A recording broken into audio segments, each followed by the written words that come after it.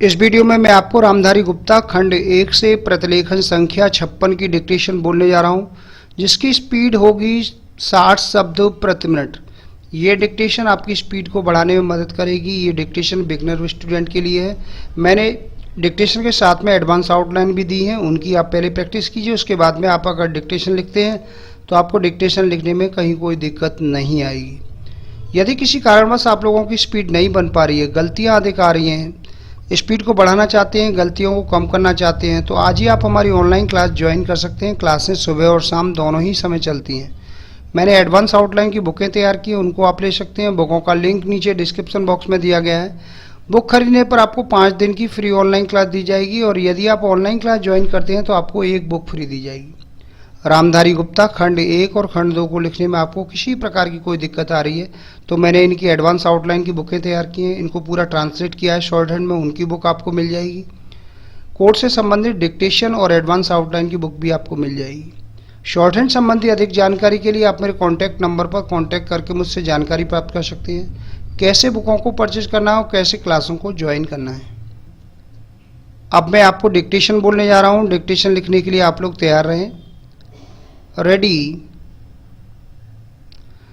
सभापति महोदय, एक व्यक्ति की आमदनी 3-4 आने और दूसरे की 10-20 हजार रुपए है। अगर वित्त मंत्री महोदय इस विषमता को दूर नहीं करेंगे तो समाजवाद का नारा बिल्कुल कोरा और कागजी सिद्ध होगा। इस देश में 8-10 करोड़ हरिजनों का एक ऐसा वर्ग है जिसकी आर्थिक स्थिति बहुत गिरी हुई है। इस बजट में उनकी उन्नति और कल्याण की योजनाओं का समावेश होना चाहिए। वित्त मंत्री ने 1500 करोड़ रुपए के जो कर लगाए हैं, उनसे देश के आम आदमियों की हालत खराब हो गई है। मुझे इस बात की बड़ी प्रसन्नता है कि योजना के अंतर्गत देश में विकास कार्य हो रहा है, और अब हम इस दिशा में जो कुछ कर पाए हैं वह प्रशंसनीय है।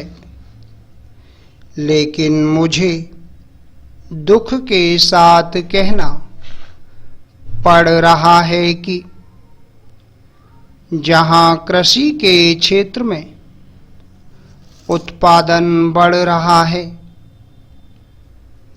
उद्योग के क्षेत्र में उत्पादन बढ़ रहा है, देश की संपत्ति बढ़ रही है, हर आदमी की औसत आय भी बढ़ रही है, फिर भी हमारे यहाँ की पुरानी गरीबी बिल्कुल नहीं हटी है।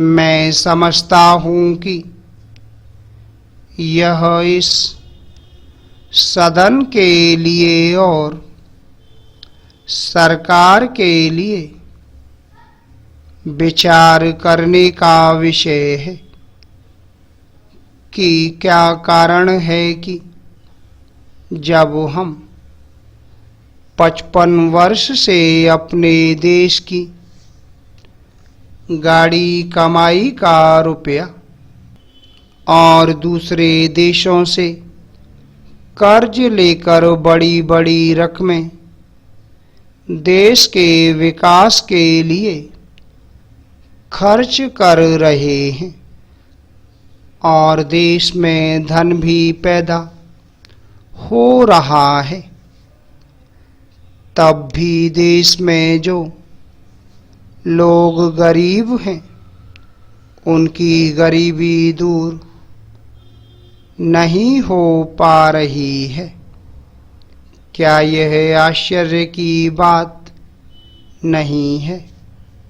मैं समझता हूँ कि इस पर विचार किया जाए। Para change. यह ठीक है कि हम समाजवाद के रास्ते पर जा रहे हैं, लेकिन समाजवाद के रास्ते पर ठीक ठीक चलें तो भी हम यह अनुमान नहीं लगा पाते कि कितने वर्षों में हमारे देश की गरीबी दूर होगी। यह ठीक है कि हम योजना के तरीके पर काम कर रहे हैं, लेकिन इस बात को देखने की आवश्यकता अब पैदा हो गई है कि देश में जो धन पैदा होता है वह कहाँ जाता है। इतनी प्रगति होने पर भी हम देखते हैं कि गरीबी दूर नहीं हो पा रही है। गरीबों को खाने के लिए अन्न नहीं मिलता, पहनने के लिए कपड़ा नहीं मिलता। इसका क्या कारण है? यह गंभीरता पूर्वक सोचने की बात है। यह समस्या समाजवाद का प्रस्ताव पास करने से ही हल नहीं होगी। Full stop. दोस्तों, ये थी 60 शब्द प्रति मिनट की डिक्टेशन। आपको हमारा वीडियो कैसा लगा वीडियो के नीचे कमेंट बॉक्स में लिखकर अवश्य भेजिएगा। यदि आपको हमारा ये वीडियो पसंद आया तो वीडियो को लाइक करें और चैनल को सब्सक्राइब करें, जिससे कि जब भी कोई नया वीडियो आए तो सबसे पहले आप उसको देख सकें। आशा है आपको हमारा ये वीडियो पसंद आया होगा। इसी प्रकार से मैं आपके लिए और भी अच्छे वीडियो लेकर आता रहूँगा। तब तक के लिए जय हिंद, वंदे मातरम।